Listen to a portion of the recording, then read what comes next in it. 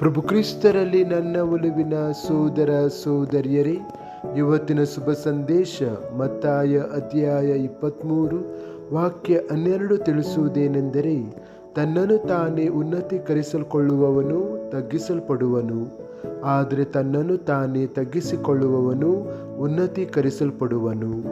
ಚಿಂತನೆ: ಸ್ತುತಿ, ಅಧಿಕಾರ ಅಥವಾ ಮನ್ನಣೆಯನ್ನು ಬಯಸುವುದರಿಂದ ನಿಜವಾದ ಶ್ರೇಷ್ಠತೆ ಬರುವುದಿಲ್ಲ ಎಂದು ಯೇಸು ನಮಗೆ ನೆನಪಿಸುತ್ತಾರೆ. ಅದು ನಮ್ರತೆ, ಸೇವೆ ಮತ್ತು ನಮ್ಮ ಸ್ವಾರ್ಥಕ್ಕಿಂತ ಹೆಚ್ಚಾಗಿ ಇತರರಿಗೆ ಆದ್ಯತೆ ನೀಡುವುದರಿಂದ ಲಭಿಸುತ್ತದೆ. ನಮ್ರ ವ್ಯಕ್ತಿಗೆ ತನ್ನ ಮಹತ್ವವನ್ನು ಸಾಬೀತುಪಡಿಸುವ ಅಗತ್ಯವಿರುವುದಿಲ್ಲ.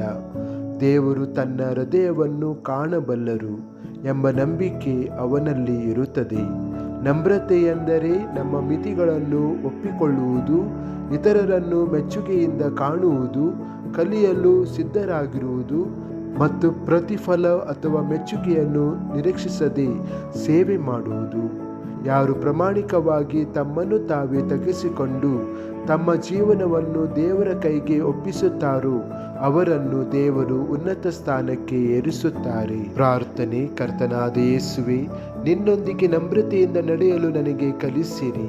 ನನ್ನ ಹೃದಯದಿಂದ ಅಹಂಕಾರ, ಸ್ವಾರ್ಥ ಮತ್ತು ಮನ್ನಣೆಯ ಬಯಕೆಗಳನ್ನು ತೆಗೆದುಹಾಕಿರಿ.